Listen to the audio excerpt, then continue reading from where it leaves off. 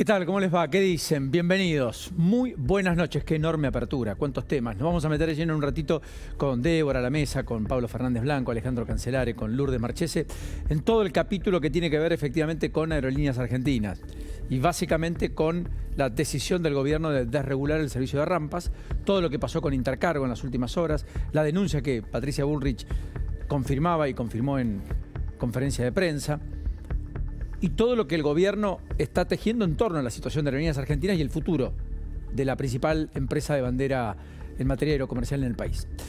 Pero también en un ratito nos vamos a meter de lleno en qué está pasando en los mercados, qué está pasando con el dólar, que finalmente parece encontrar más ancla en 1100 que en 1200 en las distintas categorías. En un ratito nos vamos a meter de lleno también con Lourdes Marchese en un capítulo judicial, por cierto, no menor, que tiene que ver además con un aspecto, yo diría, como para analizar muy detenidamente, que es el caso de Punta Tombo. ¿Qué pasó con un ganadero que estaba acusado de matar a pingüinos con una topadora? Caso que fue muy resonante, pero que en un ratito tiene ribetes muy atractivos que Lourdes les va a estar contando con detalle. ¿Y qué pasa con Macri? ¿Está armando por fuera de la Libertad Avanza, dice Cancelare? En un ratito va a contar además los detalles de cómo se planta en la interna del peronismo Kicillof. ¿Y qué espera el gobernador de la provincia de Buenos Aires de cara al futuro? Pero quiero empezar con dos o tres imágenes importantes. Ayer hablamos de México, ¿se acuerdan? Por la reforma efectivamente judicial y por la idea de elegir por voto popular los jueces, distintos jueces. Bueno, primero, vieron que el presidente Milei va a ir a ver a Donald Trump. También se va a encontrar con el vicepresidente norteamericano electo, alguien que en algún momento había cuestionado a Trump, pero que finalmente terminó siendo su aliado. Va a estar en la Florida, va a estar en una reunión de los donantes al Partido Republicano. Milei, que además por TikTok les hizo llegar también la salutación al propio Trump, que no tuvo conversación telefónica con el presidente norteamericano, pero que sí va a ir al encuentro de él la semana próxima, 14 y 15. Acá está la invitación, se la va a hacer recién al equipo de producción, del encuentro al que Javier Milei ha sido invitado por parte del gobierno norteamericano. Más allá de eso, que es relevante, esta es la conferencia ejecutiva, una conferencia de 3 días. El presidente Trump y el vicepresidente electo Vence serán los anfitriones de la conferencia. Entre los oradores se encuentran, y acá ustedes tienen, la invitación naturalmente tiene que ver con esto que estamos viendo, ¿ok? Esto es la semana próxima. Ahí va a estar Milei. Pero fíjense lo que pasó con Trump hoy.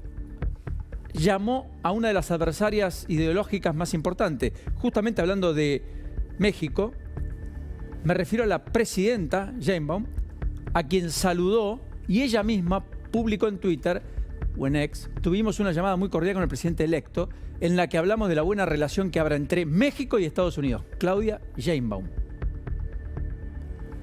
que por otra parte recibió hoy, miren lo que es la particularidad del mundo, ¿no?, a Marco Galperín, titular de Mercado Libre, cuyas acciones cayeron fuerte porque el balance no fue todo lo que los inversores esperaban, tuvo pérdidas del 14%, pero estuvo con ella, con la presidenta de México, toda la cúpula mayor de Mercado Libre. Acá está Jacobo Cohen y March, otro de los fundadores de Mercado Libre. Recibimos en el Palacio Nacional a Marcos Eduardo Galperín Levach, director ejecutivo y fundador de Mercado Libre, y a su equipo, quienes anunciaron planes de inversión para este año y el 2025. ¿Y qué le dice Galperín? Muchas gracias, presidente, por recibirnos. Seguiremos invirtiendo en México para democratizar el comercio y la finanza de los mexicanos. Galperín tiene una puerta enorme y una apuesta enorme en México y también en Brasil. O sea, la ideología determina cosas, no negocios, no intereses. Determina amistades, con quién como el asado, no con quién hago los negocios. Los intereses son permanentes, trascienden. Eso parecen demostrar estas cosas que estamos viendo. Galperín con una líder dirigente de la centroizquierda a la que fue a abrazar Cristina Fernández de Kirchner, con quien Galperín tiene las mayores y profundas diferencias, que en términos ideológicos probablemente comparta poco de lo que la presidenta de México expresa o explicita, pero que al momento de hacer inversiones en virtud de la economía de México, la importancia, la magnitud y la dimensión de ser el patio trasero de los Estados Unidos, no tiene ningún tipo de reparo, porque así es el mundo de los negocios. Pareció interesante como simbología. Bueno, y después, hablando de los negocios, en la Argentina hay cosas económicamente hablando muy relevantes. Lo primero, decíamos hace 20 días, la economía tocó fondo y empezó el rebote. Bueno, se confirma. Datos del INDEC, 2. Construcción e industria. Uno más benévolo que el otro. Industria.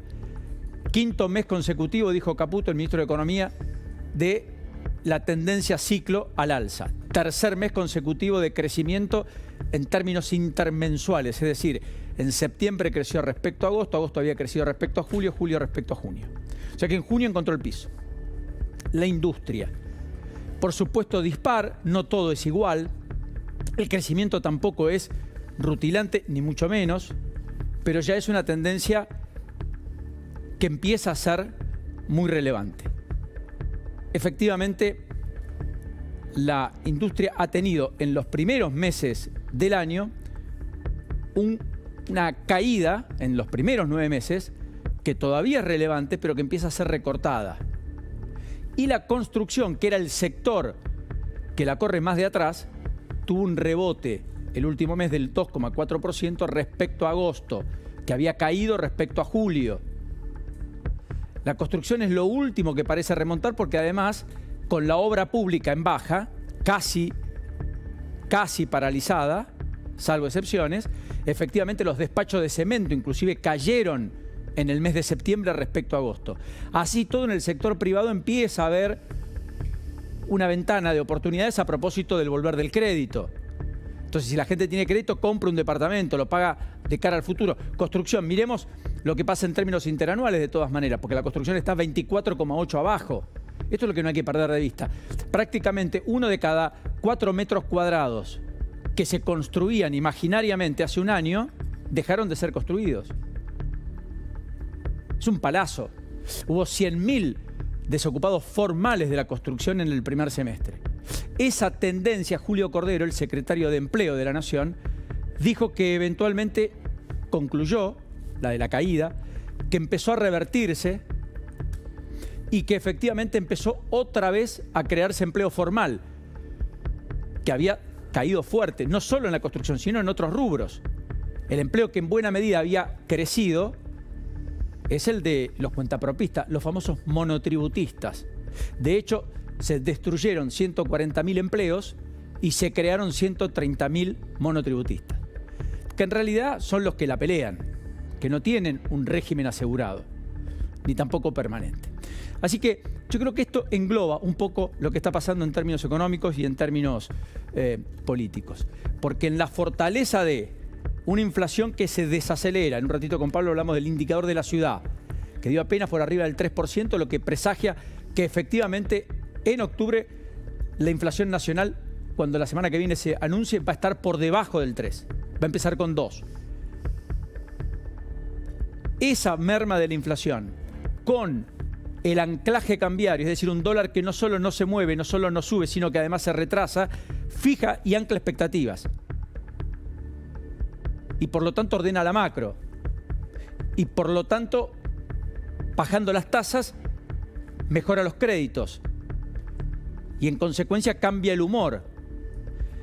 Pero todavía sigue existiendo el principal enigma.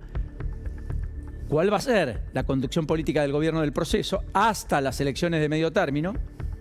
Todavía queda un largo año. Y al mismo tiempo, si este dólar, que con Trump se potencia a nivel mundial, es decir, aparece como un superdólar, el resto de las economías se devalúan, si en la Argentina es un dólar competitivo o si puede ser efectivamente un ancla que impida el despegue porque torne a la economía poco competitiva, porque lo importado sea mucho más barato y porque producir en la Argentina no sea competitivo y no sea fruto o no sea exportable. De todas maneras, este indicador del riesgo país con bonos que volvieron a subir y un riesgo país que por consecuencia volvió a bajar es lo que el gobierno está mirando, porque dice, si algo de eso ocurriese y yo tengo que salir a fondearme, con un riesgo país bajo voy a tener más posibilidades, naturalmente, que con un riesgo país alto. Bienvenido.